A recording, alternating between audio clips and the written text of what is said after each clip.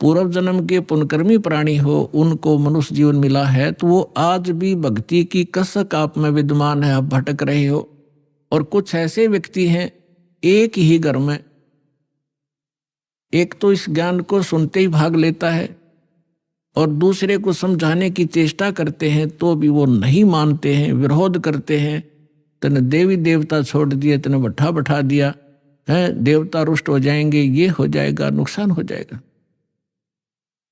या वो भक्ति करते ही नहीं है। तो इसका कारण बताया परमात्मा ने। कबीर साहब कहते हैं, सटदल दोनों दीन का, दिल में दोष न धार, सतगुरु का कोई एक है, यू काल का सब संसार। जैसे कोयल जो होती है, ये कोयल अपना अलग से घोंसला बनाकर अंडे नहीं पैदा करती, क्योंकि अलग से वो अंडे देती है तो कौवे उसको खा जाते अंडों को। वो ऐसे सूझबूझ से अपना काम निकालती है। जो मादा काग कौवी कहीं अंडे उत्पन्न कर देती है, उस ताक में रहती है, और जब वो कभी बाहर जाती है अपना आहार करने के लिए, चुग्गा चुगने के लिए, तो पीछे से उसी के घोंसले में अंडे उत्पन्न कर देती। अब वो कौवी वापस आती है तो वो 2 के स्थान पर 4 अंडे पाती है, लेकिन वो समझ नहीं पाती है तेरा कौन सा है, दूसरा कौन सा है। तो उन सभी को वो उसको परिवरिश कर देती है, उनसे बच्चे निकाल देती है और उनमें उसका अपना सा मोह हो जाता है। और वो कोयल सामने देखती रहती है, उनके आसपास रहती है कि कब ये बच्चे उड़ने योग्य हों और फिर इनको मैं साथ ले जाऊं। जब वो देख लेती है कि ये बच्चे कुछ दूर तक उड़कर वापस आने लग गए हैं, तब दूर वृक्ष पर बैठ कर अपनी बोली बोलती है, कुहू कुहू की। जो कोयल के बच्चे होते हैं वो उस आवाज से प्रभावित होते हैं और ऐसे चारों तरफ देखते हैं, उस आवाज के साथ वो खींचे चले जाते हैं। और जो काग वाले होते हैं उनका असर भी नहीं होता, वो अपने बैठे ऐसे ही। वो उड़कर चल पड़े कोयल वाले, काग वाले वहीं रह गए। अब कौवी दौड़ती है, उड़ती है पीछे पीछे उनके साथ कि मेरे बच्चे गए। तो कोयल और दूर चली जाती है, कुहू कुहू करती हुई उड़ती हुई, तो बहुत दूर निकल जाती है। कौवी वापस आ जाती है कि ये बच्चे तो गए सो गए, कहीं पीछे वालों को हानि ना हो जाए। उनको छोड़कर वह वापस आ जाती है। तो कोयल वाले बच्चे अपनी माँ की बोली पहचान कर उसके साथ चले जाते हैं और काग वाले वहीं रह जाते हैं। घर घर के अंदर आज ऐसी स्थिति हो चुकी है। जो परमात्मा के पूर्व जन्म के संस्कारी हंस हैं, परमात्मा की इस बोली को, कोयल की बोली को सुनते ही फड़क गए और भाग लिए सतलोक आश्रम की ओर। और वो भी अगर शाने नहीं हुए हैं, अभी समझन जोगे जो शेष रह रहे हैं, ये भी हो सकता है, तो वो भी अगर कोयल के होंगे तो अवश्य सतलोक आश्रम में आना पड़ेगा उनको। तो ठीक इसी प्रकार पिछले संस्कार से आपको सब वस्तु प्राप्त हो रही है, लेकिन आगे की भी तैयारी करवानी है। जैसे कागभूषण का पिछला संस्कार नहीं था, ऐसा रीजन बन गया और उसके ऊपर इतना सत्संग की बौछार होगी, ना चाहते हुए भी उसने वहां रहना था। रोज ऋषि ने, संत ने सत्संग करना था, उसका असर हो गया। अब जैसे किसी को सर्प डस जाता है और पहले मंत्रों से ये सब जतन हुआ करते थे, गारुड़ एक मंत्र सिद्ध कर लेता है और उस मंत्र से फिर वो विष उतारता है। जिसको सर्प ने डसा हुआ है वो अचेत पड़ा है, ना उस मंत्र की लैंग्वेज समझता है, ना आवाज सुन रहा है, लेकिन वो मंत्र फिर भी उसके ऊपर असर करके विष रहित कर देता है और वो सचेत हो जाता है। ठीक इसी प्रकार आज परमात्मा ने यही तरीका बनाया है।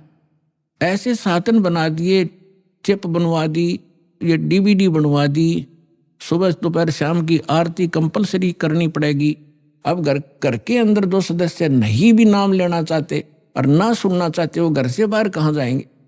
आप अपनी आरती भी कर रहे हो, आप अपना मंत्र जाप भी कर रहे हो, आप परमात्मा की वाणी सत्संग भी चला देते हो देर सवेर, तो उनके ऊपर उस कागभूषण की तरह एक दिन असर होगा और वो भी या राम नाम की कलम उनका भी चढ़ जाएगी एक दिन और उनका पार होगा, क्योंकि भगवान का वचन है।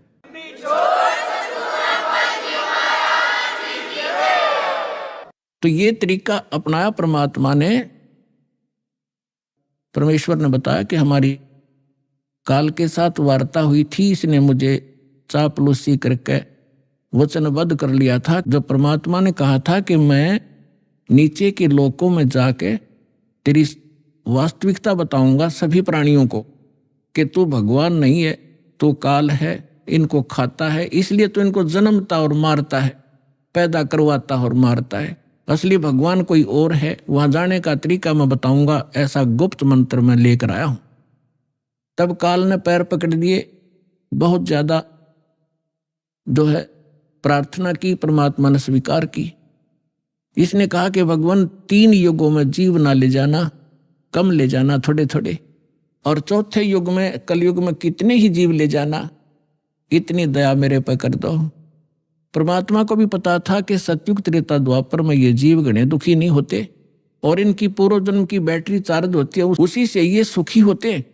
और ये सोच रहे होते हैं हम राम और कृष्ण की भक्ति कर रहे हैं, शायद इसी से सुखी हैं, तो इसलिए ये मेरे ज्ञान को स्वीकार नहीं कर पाएंगे। मालिक को मालूम था, तो इसलिए मालिक ने कहा था परमात्मा ने कि भाई ठीक है, चौथा युग जब कलयुग आई तब हम अपना अंश पठाई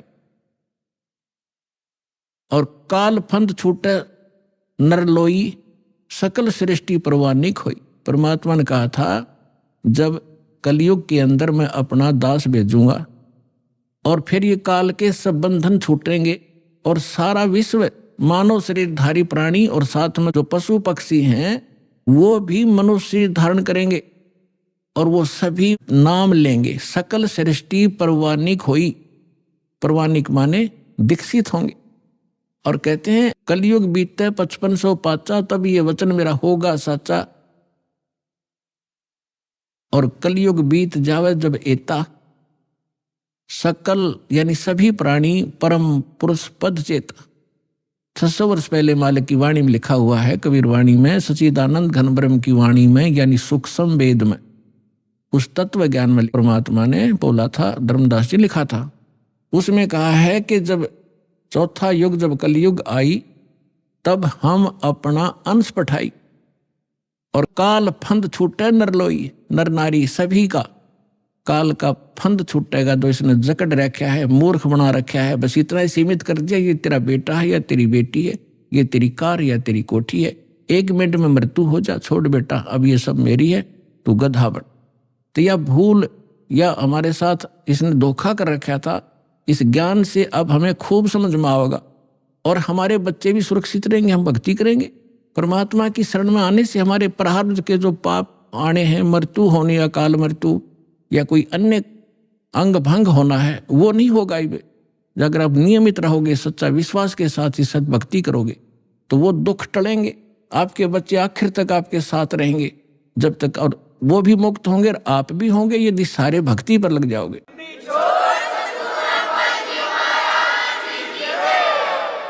परमात्मा ने कहा था कि काल फंद छूटे नरलोई, सकल सृष्टि परवानिक होई। काल का जो बंधन है, कर्मों से बांध रखा इसने, और ये सब छूटेगा और सारी सृष्टि उपदेशी होगी। कलयुग बीतते 5500 पाचा, धर्मदास जी से कहा था कि कलयुग बीतते 5500 पाचा, तब ये वचन मेरा होगा सच्चा।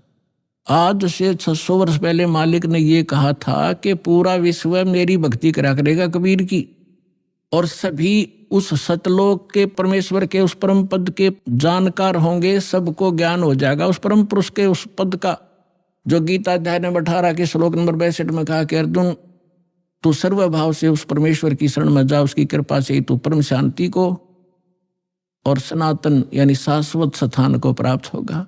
गीता अध्याय नंबर 15 के श्लोक नंबर 4 में कहा कि तत्वदर्शी संत की प्राप्ति के उपरांत यानी तत्व ज्ञान से परिचित होने के उपरांत परमेश्वर के उस परम पद की खोज करनी चाहिए, जहां जाने के बाद साधक फिर लौटकर कभी संसार में नहीं आते।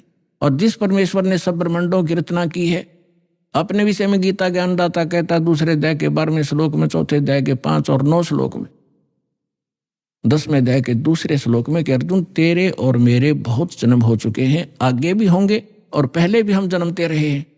इसलिए वो कहता अर्जुन तू सर्वभाव से उस परमेश्वर की शरण में जा जिसकी कृपा से तू परम शांति को और सनातन परम धाम को प्राप्त होगा। तो यहां बता रहे हैं परमेश्वर के कलयुग बीत जावे जब एता 5505 वर्ष, और तब सकल प्राणी उस परम पुरुष के परम पद चेता, उस परमेश्वर के उस परम पद के सभी जानकार हो जाएंगे। कोई सतलोक है, सचखंड है, जहां हम रहते थे वहां जाना है, तो जहां आशा ताबासा हुई, मन कर्म वचन सुमरियो सोई। तो जो प्रसंग चल रहा है हम उसी पर आते हैं। अब आपके जो पूर्व जन्म के संस्कार हैं, उस कारण से आप भक्ति की चाह आप लिए हुए हो। दुर्भाग्य आपका कि उन नकली संतों के पास पहुंच गए। तो परमात्मा ने कहा था कि जब कलयुग 5505 बीत जाएगा, उसमें सभी पंथ और सभी जितने भी मजहब अपना उनके धर्म गुरु, वर्तमान गुरु जो भी ज्ञान रखते हैं वो सब सुना चुके होंगे, उनकी बहुत बड़ी पुस्तकें बन चुकी होंगी। उसके बाद मेरा दास जाएगा और उन्हीं सदग्रंथों को, जिन सदग्रंथों पर प्रत्येक मानव आधारित है, जो भी जिस मजहब धर्म से संबंध रखता, उन्हीं से यथार्थ ज्ञान उनके रूबरू करेगा। उसके लिए परमात्मा ने सबसे पहले आपको ये इंस्ट्रूमेंट बनवाए, प्रोजेक्टर बनवाए, टीवी चैनल बनवाए। तो आपको तो अब समझ में आएगी कि ये क्या हो रहा है। और आपको इतना तो ज्ञान है कि आज से 10-12 वर्ष पहले इनका नामो निशान नहीं था, और पीछे जाओगे तो किधर सोच भी नहीं थी कि ये ऐसे इंस्ट्रूमेंट बनेंगे। यदि मानव बना सकता तो बहुत पहले बना लेता इसको। ये परमात्मा का दिया हुआ ज्ञान बुद्धि है, पूरा विश्व उसके बालक हैं। कहीं से भी इसने किसी क्षेत्र से, पृथ्वी के किसी कोने से भी इंस्ट्रूमेंट किसी भी अपने बच्चे से बनवाया, ये गॉड गिवन माइंड है, जीव सत्र का ये नहीं बना सकता। ये इसलिए बनवाया दाता ने, पहले आपको शिक्षित किया। अब इस दास का जन्म 1951 में हुआ, तब तक शिक्षा का कोई नामो निशान नहीं था। इक्का दुक्का की तो बड़ा करता कोई, और उसके बाद एकदम बाढ़ सी आ गई। इतने आकर्षित हुए, कारण कुछ भी बना, चाहे रोजी रोटी के लिए सब ने डिवोट कर दिए अपने बालक। 20-20 वर्ष तक बेटा बेटी पढ़ो पढ़ो, और मालिक ने दया करनी थी कि इसका सदुपयोग करेंगे। फिर ये इंस्ट्रूमेंट आपके सामने है, सदग्रंथ आपके रूबरू कर रहा है दास, और उनका निष्कर्ष निकाल के परमात्मा के ज्ञान से तोल रहा है। तो इस मानुष जीवन का मूल उद्देश्य यही है कि आप भक्ति करके यहाँ से पीछा छुटवाओ, और जिस परिवार को आप सुखी और धनी देखना चाहते हो वो भी भगवान से ही हुआ करता है। भगवान आपको दोनों काम करेगा, यहाँ भी सुख देगा और मोक्ष भी मिलेगा। अब ऐसा कौन अनजान होगा जो इस अवसर ने चुकेगा? अब सभी इस बात को स्वीकार करेंगे। तो प्रसंग अब चल रहा था कि हम जब सतलोक से आए, हम धनी थे भक्ति के। इस काल भगवान ने अपने ऊपर रेस्टोरेंट बना रखे हैं, स्वर्ग महास्वर्ग। प्रत्येक जो भी देव है उन देवों के अपने लोक हैं अलग से, जैसे विष्णु लोक, शिव जी का लोक, ब्रह्मा जी का लोक। तो वहाँ इन्होंने अपने रेस्टोरेंट बना रखे हैं। वहाँ जो विष्णु जी का पुजारी वहाँ जाएगा, उसने जितने पुण्य किए हैं, भक्ति की है भगवान की, तो उसका टैक्स लेगा वो उस रेस्टोरेंट में 10%, किसी ने 20% उसकी पुण्य कमाई से। और वहाँ सब सुविधाएं उनको देंगे जैसे होटल में होता है। पैसे उसी के होंगे, खर्च उसी, पुण्य उसी के होंगे। उन पुण्यों से भी 10-20% वो ये देवता हम आपसे टैक्स लिया करते हैं। और जब आपकी वहाँ पूंजी समाप्त हो जाएगी, पुण्य समाप्त होती है, आपको 84 लाख योनियों में गधे कुत्ते जो भी संस्कार वश है वहाँ भेज दिया जाएगा। और अब हम जो सतलोक कैसे जाएंगे? हमारी भक्ति शास्त्र अनुकूल ना होने से हमारे पूर्व जन्म के जो संस्कार थे वो सतयुग, त्रेता, द्वापर में अक्षीण हो गए। अब चौथा युग जब कलयुग आ गया, अब इसमें आप देख रहे हो कोई प्राणी सुखी नहीं है, कोई भी सुखी नहीं है। चाहे ऊपर तो आपने कितना चिकना चोपड़ा दिखता हो और चाहे प्रधानमंत्री दिखाई देता, उसको चैन सपने में नहीं। कोई ना कोई ऐसी टेंशन उसके घर करी हुई है कि वो बता भी नहीं सकता किसी को। तो इसलिए परमात्मा को ये मालूम था कि जब इनके पुण्य क्षीण हो जाएंगे तब इनकी आंखें खुलेंगी, ये वो भक्ति भी करके छक लेंगे उन संतों के पास भी भटक कर छक लेंगे जिनको ये संत मानते, और फिर भी ये ज्यों के त्यों रहेंगे, तब हमारे दास के पास आएंगे। और वो ऐसा मंत्र समर्थ के पास वो पावर है कि आपके संस्कार प्रारब्ध के दुख को भी, प्रारब्ध के संस्कार को भी वो चेंज कर सकता है। मासा घटे न तिल बधै, विद ना लिखे जो लेख, और सच्चा सतगुरु मेट के ऊपर मार दे मेघ। अब सतगुरु ना मिलने से भेड़ पूछ को पंडित पकड़े बादो नदी बिहंगा, गरीब दास वो भव जल डूबे जिनको नहीं साध सत्संगा। कबीर इस संसारे को समझाऊं के बारे, ये पूछ पकड़ के भेड़ की और उतरा चावे पार। साधना तो नकली कर रहे और इंतजार कर रहे सुख होने की और मोक्ष की। कहते हैं संशय शोक सराय में सूतक दिन राती, और जीवित जग में जूती पड़े फिर जम तोड़े छाती।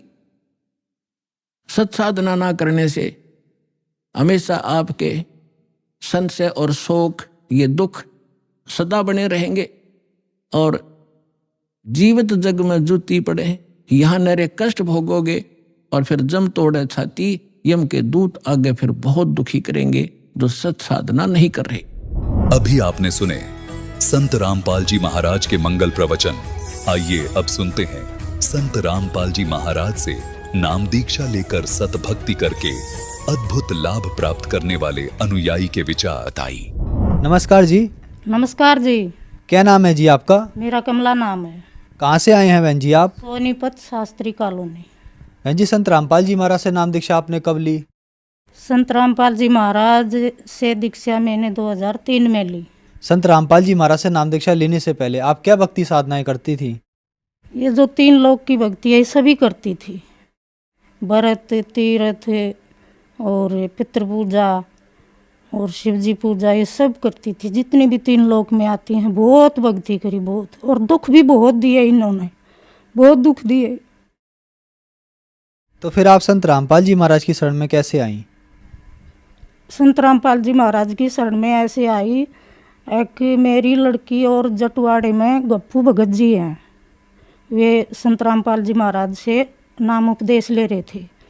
तो मेरी लड़की और उसकी लड़की कॉलेज में पढ़ती थी, तो मेरी लड़की उसके साथ जाती थी। तो उसने बताया कि हम गुरु बना रहे हैं, तो उसने मेरे को बताया। उस लड़की ने अपनी मम्मी से बताया, एक राधा की मम्मी ऐसे ऐसे पूछ रही थी, और लड़की ने, मेरी लड़की ने सारी बात पूछ के ना मेरे से बताया, एक मम्मी वे गुरु बना रहे हैं, और हमारे उनके पापा गुजर रहे हैं, एक्सीडेंट में गुजरे थे। तो मेरे को एक सियाने ने बताया था कि आपका तो सब कुछ ख़त्म हो जाएगा, एक के बाद एक ख़त्म होगा। तो हमारे इसके पापा जी का डीटी रोड पर एक्सीडेंट हो गया और वे ख़त्म हो गए 13 दिन में, बोले भी नहीं।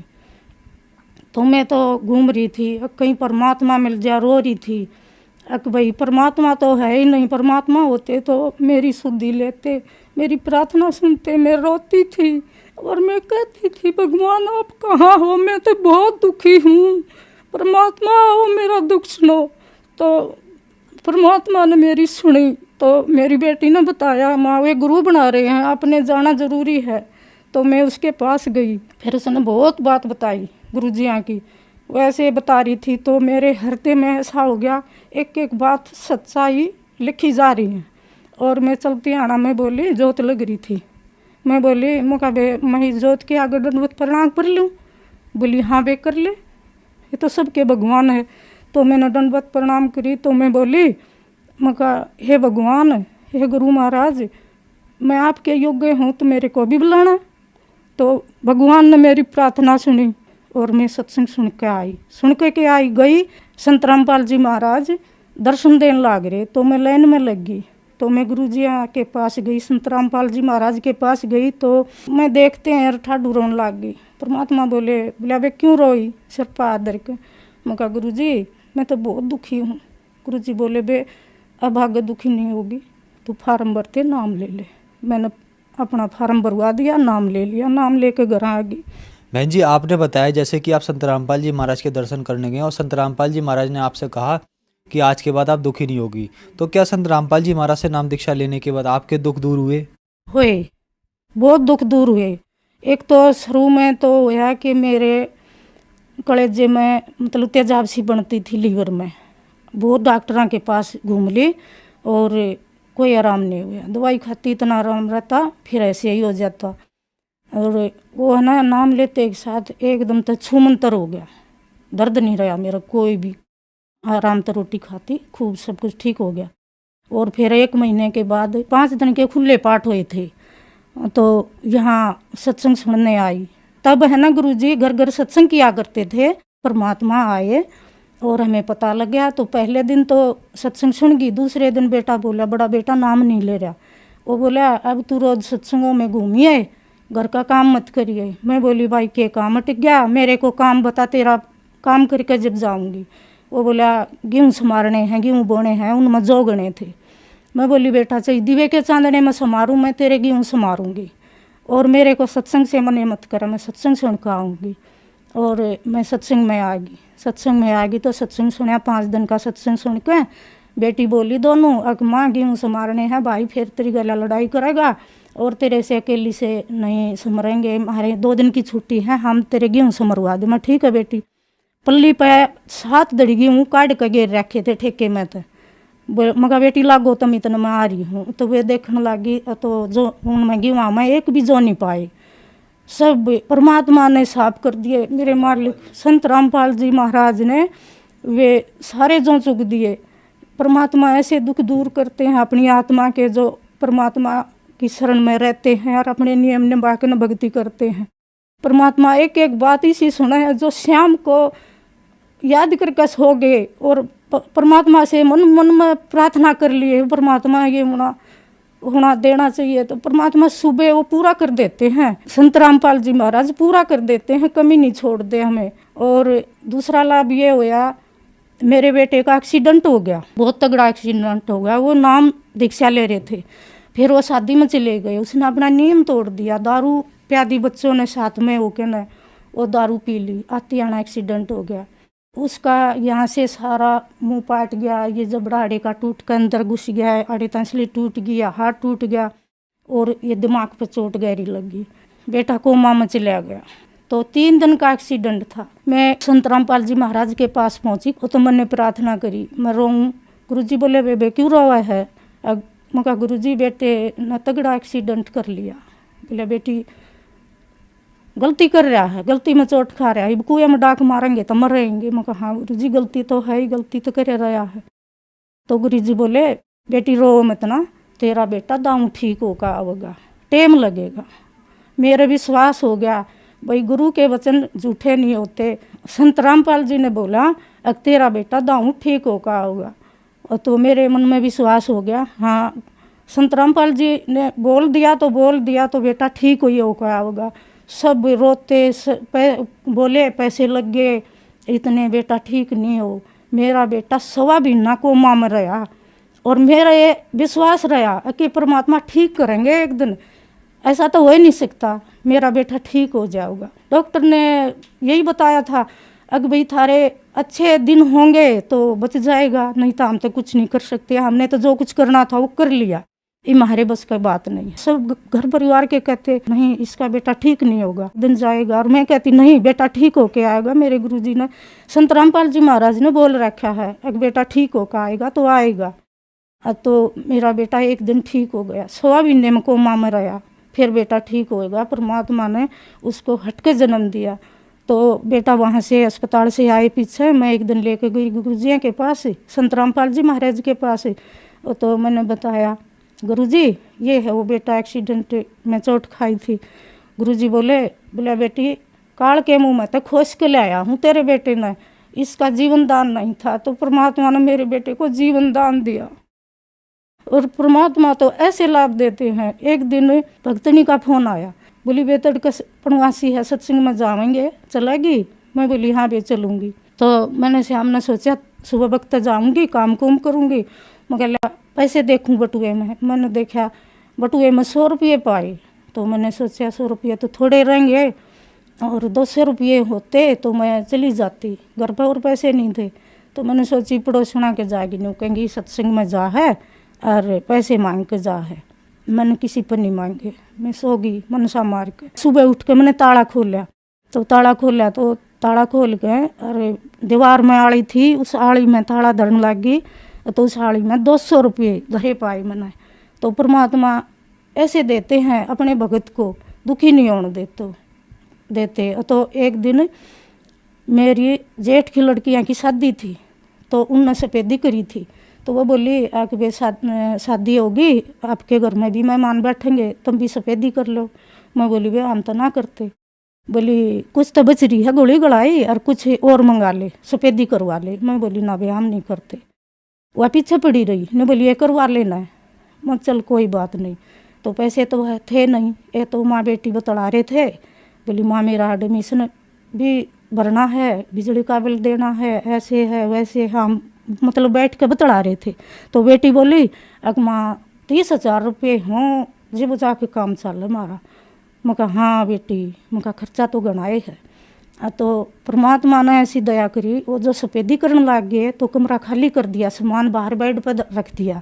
और दिन में सफेदी करके शाम ने बेटी बोली आके लिया माँ ये सामान रख दूँ मैं भी इसमें, और ये कमरा सूख गया। मैं कहा ठीक है बेटी रख दे। तो बेटी ने सारा सामान रख दिया। तो बेड के ऊपर एक थैली रह गई, उस थैली में 31,000 रुपये परमात्मा ने ऐसे दिए। तो संत रामपाल जी महाराज ने हमारी पुकार गैल सुन ली। तो बेटी बोली माँ मेरे को पैसे पाए। मैं कहा बेटी पैसे कहाँ से आए? माँ ये सारा सामान उठा लिया और ये थैली बेड पर पाई है। माँ बेटी ये कहाँ से आए? परमात्मा ने तो बहुत दया करी। आगे कल से हमने न्यू बता रहे थे कि भाई 30,000 रुपये हों जब काम चल रहा है। परमात्मा ने 31,000 रुपये बेटी ने गिने। परमात्मा ने बंदी छोड़ सतगुरु रामपाल जी महाराज ने 31,000 रुपये दे दिए। तो परमात्मा बहुत लाभ दिए, बहुत लाभ दिए। और तो छोटे मोटे तो होते ही रहते हैं। नाम लेने से पहले एक सियाने से पूछा मैंने कि भाई हमारे घर में बहुत नुकसान हो रही है। तो वो सियाने ने बताया कि भाई थारे घर में जिंद है और ऐसा उपरा है कि एक के बाद एक ख़त्म हो जाएगा। हमारे इसके पापा तो चले गए थे और न बोला एक के बाद एक ख़त्म हो जाएगा। मैंने सोचा ये तो भाई गलत बात होगी, सब ख़त्म हो जाएंगे तो क्या रहेगा। फिर परमात्मा का नाम पता चला और बंदी छोड़ सतगुरु से नाम लिया और मालिक ने वो जिंद भी ऐसे भगा दिया। और बेटे का एक्सीडेंट होया, एक बेटे से जीवन दान दिया और एक बेटे का एक्सीडेंट होया, उसको भी परमात्मा ने ऐसे बचाया। 5 जने बैठे थे गाड़ी में और गाड़ी ने 2 पथले खाए और किसी के भी चोट नहीं लगी, किसी को भी। वो तो नाम भी नहीं ले रहा था। परमात्मा ऐसे सुख देते हैं हमको। सतगुरु रामपाल जी महाराज की शरण में नहीं जाते तो हम तो खत्म हो जाते, कदे के खत्म हो लेते। परमात्मा की दया से सारा सब कुछ चल रहा है। बहन जी, संत रामपाल जी महाराज से नाम दीक्षा लेने के बाद आपको बहुत सारे लाभ प्राप्त हुए। तो जो श्रद्धालु आज आपको देख रहा है, खास करके वो बहनें जो बहुत दुखी हैं, उनके लिए आप क्या कहना चाहेंगी? उनके लिए कहना चाहती हूँ, हाथ जोड़ के प्रार्थना करती हूँ, हे बहन माता सब आओ, बहन भाइयों और माता पिता सब आओ और संत रामपाल जी महाराज की शरण में आओ। ये तो हम बर्म में बुला रखे हैं। 3 लोग की भक्ति में ऐसे बांट दिए कि कभी पत्थर पूज रहे हैं, कभी देवता पूज रहे हैं, कभी कुछ पूज रहे हैं और इतने दुखी हो गए, इतने बिरान माटी होगी मारी। जो असली भगवान है वो तो मिला ही नहीं, उसका किसी ने भेद नहीं बताया। ये परमात्मा खुद आए हैं, संत रामपाल जी महाराज आए और संत रामपाल जी महाराज ने सारी बात खोल के बताई जो हमारे समझ में आई है। ए बहनों दुखी मत हो, अब दुखी होने का टाइम नहीं है। पूर्ण परमात्मा संत रामपाल जी महाराज आए हुए हैं, अब हमें सारे दुख दूर करेंगे। और नाम दीक्षा लो और अपने दुख दूर करवाओ और मुक्ति का मार्ग है ये। और परमात्मा सब कुछ देते हैं और एक दिन हम यहाँ से चले जाएंगे, मुक्ति मिल जाएगी, हट के जन्म भी नहीं होगा हमारा। बहन जी, संत रामपाल जी महाराज से कैसे जुड़ सकते हैं? संत रामपाल जी महाराज से टीवी में चैनलों पे और पीली पट्टी आती है, उस पर सारा पता दे रखा है और फ़ोन नंबर भी है। और जो गीता तेरा ज्ञान अमृत और ज्ञान गंगा, उसमें सारा पता है और उसमें देखो, पढ़ो और समझो और नाम दीक्षा लो और अपना उद्धार कराओ। धन्यवाद जी। सच्चा है।